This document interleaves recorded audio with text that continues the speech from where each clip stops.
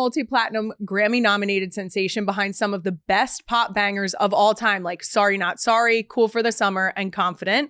She just put out a new album called It's Not That Deep, and you can see her on tour this spring. She's also an actor, producer, and now she's officially Not Gonna Lie. Demi Lovato, welcome to the show. Thank you. I am so excited to talk to you. I mean, your music is, every single time it comes on, it's an absolute bop.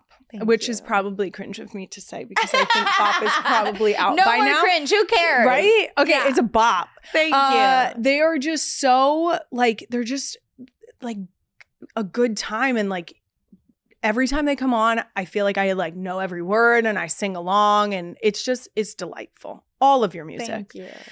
Now, before we get into anything, this show is called Not Gonna Lie, so I actually have to call myself out for a second. I had Kelly Clarkson on the show, and I told her that she was the only Cowboys fan I'd ever have on. But now that you're here, I think we need to amend that. Just for the listeners, your mom was a Dallas Cowboys cheerleader. Yes. So I'm going to give a free pass here. Give me a free pass because I don't actually watch football. So what you're saying is you could be swayed. I'm not saying I could be swayed. It's in my blood, and it's like my family loves the Cowboys, and so therefore I, like grew up around the Cowboys. Perfect. And obviously, like, yeah, understandable. We're a Cowboys family, but I don't actually, and I've never watched the games. I can live with this. Kelly came on here like pulling stats, and I was like, hey. No, that's not me. Perfect. Okay. And what I will say is that I recently got, I don't know if it was a comment that tagged me or a DM, where someone was trying to figure out whether or not them watching the Dallas Cowboys cheerleaders show was sacrilegious for an Eagles fan. And I was like, I don't know. I don't know the answer to that. So maybe I feel like it's separate. Maybe you could weigh in. Okay, my opinion, there's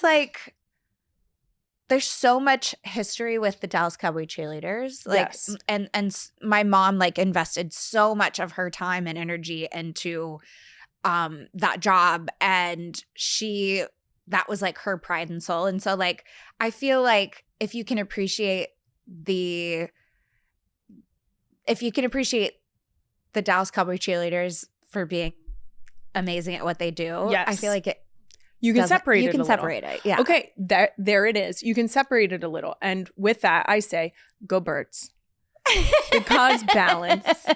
It will not be me watching the Dallas Cowboys cheerleader show because it does still feel a little fucked up to me. But I'm gonna leave that one alone. I'm gonna leave that one alone. It is so impressive what they do. It's so impressive. And my mom would tell me stories of like how difficult it was to like be on the field in 110-degree weather and not being able – this was back in the day of like not being able to like have frequent water breaks or crazy things like that, where it's like it's different now. They put her through a lot, but it was all in the best way. Like just hard work, They were out there being athletes too. Yes, exactly.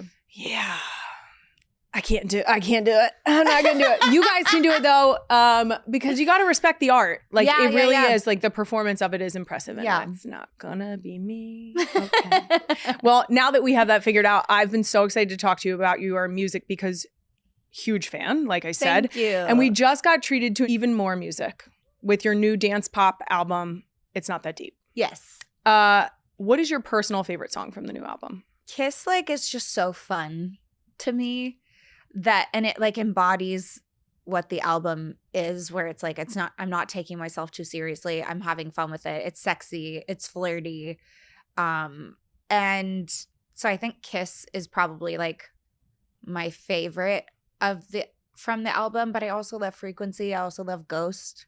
Ghost was like an emotional moment, let you go. Like it's hard to pick a favorite when it's like picking your favorite child. It's like picking. I mean, I don't have children, so I can't say. But it's wrong for people to pick their favorite child. That's what I've been told. Right. I have 4 daughters. I've been told it's wrong to pick your favorite child. Nobody has favorites, guys. Depends on the day. Now, Sorry to Myself is so and that one too. That one's great too. I love that one. I love that one. And I also love the way that you've done it on TikTok, because it just feels like so like it's every single time it pops up, I'm like, oh, go listen to it real quick. Oh, thanks. Because you have to scratch the itch. Is it true that you started writing this as a rock album and then switched it up? Yes. So when I first started working on this project, I was coming out of my last album. Holy fuck. Can you say that? Or should I just say holy? Okay. We say a lot of bad words. Okay. You say whatever the fuck you want. Okay. So I was coming off of my last album, Holy Fuck. And that was like, I was in my rock era and I was like, all right, let's go. And I was like, let's go even harder. Like, let's go even more rock with it. And as I started working on it, I was like in this relationship, very, very happy. And like, I found it really difficult to write happy rock songs. Like normally they're just like really emotionally driven, and here I am in this place in my life where I'm just like having fun and it's very lighthearted. And then so I decided, I was like, okay, maybe I should switch the vibe. So I started trying on a few different genres and different sounds, and ultimately like what matched my emotions this album was the pop and dance sound that was just cohesive with what's going on in my personal life. And like, I'm having fun. I'm, newly married. Life is awesome. And I don't really have anything to be angry about right now. And so I'm not writing, music that's very angry. Sure. And, it's just interesting how you think an album is going to start. When you think of an album and how it starts to where it actually ends up is really fascinating and something that I love about making music. And now you're taking this new album and all of your music on tour this spring. Yes. You can get your tickets now at demilovato.com/tour. How do you feel about one of your earliest stops on the tour, which is Philly? How do I feel about it? Yeah. I'm excited. Are you? I have great memories in Philly. Oh, good. Yeah, I ran the stairs like Rocky. Yes. Like I've perfect. done that. I also just have played Philly a million times, and or what feels like a million times, and I have like good memories there. But like I have this one memory of me running on a tour stop, and like I ran through the streets of Philly and it was cool. Did you? Yeah. Because Philly's a great place to go, and everybody knows that. You know what I'm dying to have is like a really good Philly cheesesteak. Perfect. Okay. So tell me where to go. Angelo's is where you need to go. Okay. Angelo's is like the current, if you look it up, everyone's saying that Angelo's is the front runner. Okay. It's good very, very good. And I feel very strongly about this, that you might like Angelo's. Okay. I'm going to try it. Please do. I'm going to try it when I go delicious. On tour. Perfect. When I'm there. Yeah. Okay. You tell me. I'll meet you there. Okay. Do you want to come to the show in Philly? Try to stop me. Yes. Yes, absolutely. Awesome. Oh, 1,000%. Oh, good. That'll be fun. What can we expect to see on this tour? Definitely a big show. And songs from my newest album, It's Not That Deep, but also songs from my catalog that are older. It's about having fun. I want to have fun, and we're at the fun process, right? Like the fun part of the process where it's like we have a blank slate in front of us, and I have yet to see what the stage is going to look like. I have yet to see what my outfits are going to look like, and like the collaboration process in all of that, working with my incredible stylist and creative director, and like, so I have yet to I don't have any inside scoop, but what I can tell you is that I'm bringing Adela on the road with me, and she is just so talented. So I heard this quote that was like, she's your favorite pop star's favorite pop star, and it's so true. she's just so cool. I'm so excited. Well, speaking of performing, I was just watching you absolutely crush it on New Year's Rockin' Eve. Thank you. Out of all of your songs, do you have a favorite one that you like to perform live? I love doing Cool for the Summer. It's like challenging enough vocally to where it's fun, but it's not challenging to a point where it's stressful.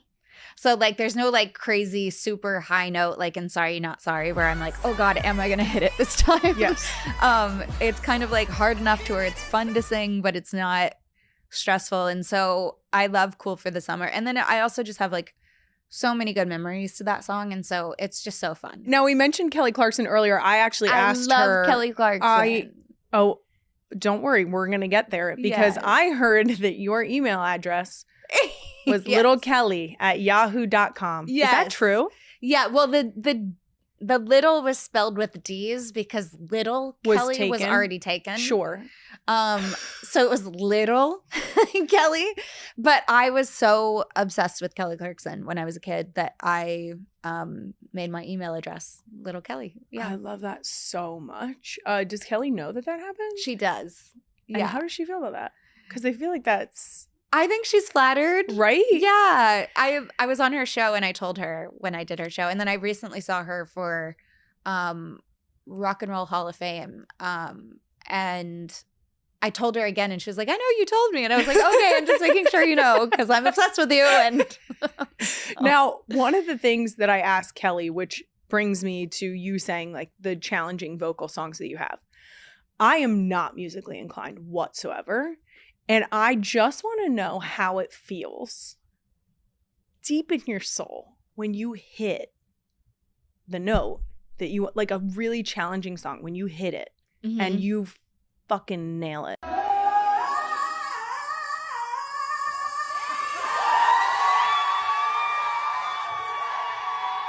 it feels so Is that not good. the most satisfying? I feel it. My brain has told me. Yes. That must be one of the most satisfying things that you can experience. Yeah, it really is. It really, really is. It's visceral, you know, like when I sing and I hit the high notes, it's not just because I can get up there and I want to show off what I can do with my voice. It's like the passion and the intensity behind what I'm saying means so much to me. And it it's so powerful that it truly is visceral when I'm able to like hit a note that in the studio or on stage or whatever, like, or sometimes in the shower, like it's such a good feeling. It's right up there with sex and chocolate and Taco Bell. That's exactly what my brain told me. Yeah. Do you give yourself goosebumps? No, I don't think so. I think like Have other people given you like when you listen to other people, have they get like a Yes. Kelly Clarkson when Kelly hits a note? Yes, Like definitely. I think for me, I'm so critical of my performances and even like my recordings, I would say that like I'm so critical. It's hard for me to take myself out of that perfectionism to enjoy what I'm doing vocally. Sure. Don't worry, we're all getting goosebumps for you. Thank you. Now you've sang with some absolutely amazing artists throughout your career, Christina, Ariana, Sam Smith, to name a few. Do any of your duets or collaborations stand out to you? I would say my favorite collaboration that I've ever done would have to be Fall in Line with Christina Aguilera, because Christina is like Kelly Clarkson to me, and she was one of my biggest inspirations growing up, and every time I karaoke I sing her songs. And Do you have a favorite? What's the go-to?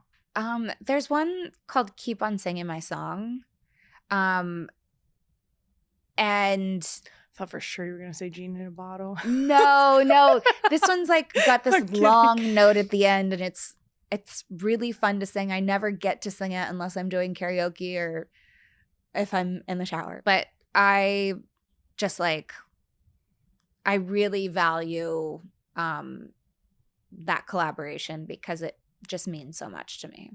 That's so much power in the collab. It's not even funny.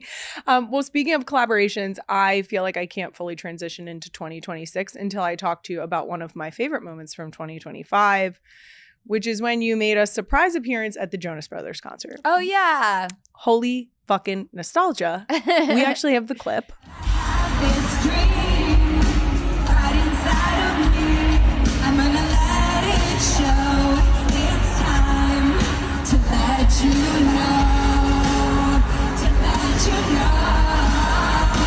This is real. This is me. I'm exactly where. Now, how excited were you to do this? I was so excited. Did you know that it would take over the internet the way it did? Because I had a feeling. I don't know. I always get worried because my algorithm is based on what I watch, right? My generation. I kid you not. It was every single it was like 6 deep before I got anything else, and then it went right back to it because my algorithm knew what I wanted to see. Oh my God, you're so sweet. What was the best part of it? Was it like the eruption of the cheer? The eruption. Was it? Yeah, definitely. God, was it so good? It was so loud. It was so fun. As it and should have been. Everyone was just like, everyone was going crazy. And I think we all shared that same enthusiasm for the performance, because for the Jonas Brothers and I, it was getting back on stage for the first time together in however many years. It was really nostalgic for us as well. And so, hearing the crowd erupt with enthusiasm the way that we were excited to perform it just felt right and was really rewarding. That's so cool. And the real ones know when it comes to TikTok, I always say you got to run to the comment section. So I got to shout out the top comment with 639,000 likes. All we're missing, and it is the Disney knees. Yes. Or the Disneys, if you will. The Disneys. For anyone who is unfamiliar with this phenomenon, can you explain to them the Disney knees? The Disneys, I can't explain it. I just have to do it. No, it's like when you're standing up and you're so excited to be on stage that your knees collapse into each other. And that's all I can, that's the only way I can describe it. Yeah. That's so good. My knees glitch. Now, circling back to that concert, the eruption of cheer and everything, but I was also talking to Ed Sheeran about the idea of which artist would be considered a cheat code for the loudest crowd in their hometowns. Is there anyone that you can think about? I said, Ed and I agreed, bringing Eminem out in Detroit would be like, oh yeah, cheat code. Cheat code. Who would you think? When I think of like the loudest crowds, I think of Taylor. Like she'd probably have the loudest crowd on her. That one's easy. And you so put Taylor in Philly, we're gonna be loud. Yeah. Is there anyone in Dallas that you think besides you? Besides me. Maybe Beyonce in Houston. Oh, Beyonce in Houston, duh. Yeah, definitely. I'm trying to think of.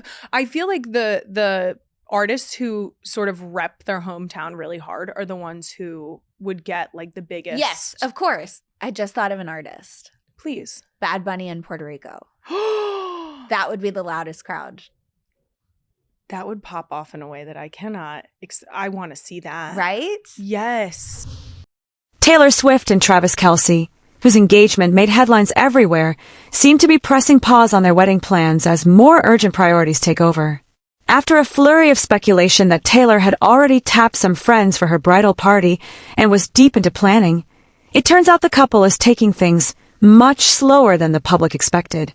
The guest list isn't even halfway done, and wedding prep has shifted to the back burner, especially as Travis faces big decisions about his NFL future. The Kansas City Chiefs' recent season left a lot to think about, and Travis is still uncertain about whether he'll be suiting up again or considering retirement, which has added a layer of complexity to their plans. Instead of diving into the chaos of picking venues and arranging seating charts, they're choosing to spend quality time together, enjoying the engagement without extra stress. Recently, they were seen out on a cozy date at Funk, a popular spot in Beverly Hills, both looking relaxed and stylish, Taylor in a gray blazer with a pleated skirt and Travis in a bold, color block shirt. Despite her reputation for paying attention to every last detail, Taylor is reportedly much more laid back about the wedding than anyone would have guessed. She's not in a rush to finalize plans or to get bogged down in lists and logistics, and Travis is equally focused on the present rather than on orchestrating a grand event. If you're enjoying these updates, remember to subscribe for more news that matters to you. Friends close to the couple say that the engagement is as far as things go for now, with the ring on her finger but no major meetings about the wedding taking place. There's no pressure to move quickly. They're not in wedding mode, but rather in date night mode, making the most of this chapter in their relationship. Even with rumors flying that the wedding could have happened on June 13th at Ocean House in Rhode Island, sources say that nothing is set in stone, and the couple has deliberately slowed things down. Taylor has always been meticulous, but now she's savoring the moment without letting details overwhelm her, and Travis is focused on resolving his own professional uncertainties before taking on something as major as a wedding. The NFL star's future is up in the air, and he doesn't want to make any big decisions about the wedding until he knows what's next for his career. The couple has put emphasis on enjoying their engagement, spending time together, and not letting outside expectations dictate their pace. There are no endless spreadsheets or giant guest lists taking over their lives right now. They're keeping things as simple as possible, prioritizing their relationship and the time they get to spend together over everything else. Even the wedding itself, which many speculated would be a massive, star-studded affair, is not the focus at the moment. With Travis possibly retiring and Taylor choosing to embrace the present, the couple's approach is refreshingly low pressure. The engagement is being cherished, and the wedding will happen when the time feels right for both of them. Friends emphasize that they're happy, enjoying their dates, and not letting wedding planning become a source of stress. If you want to keep following their journey and get the latest on their next steps, don't forget to hit subscribe. Until Travis figures out his career and they're both ready for the next step, wedding bells are on hold, but their relationship continues to thrive as they make the most of their time together, away from the spotlight and demands of planning a high-profile event.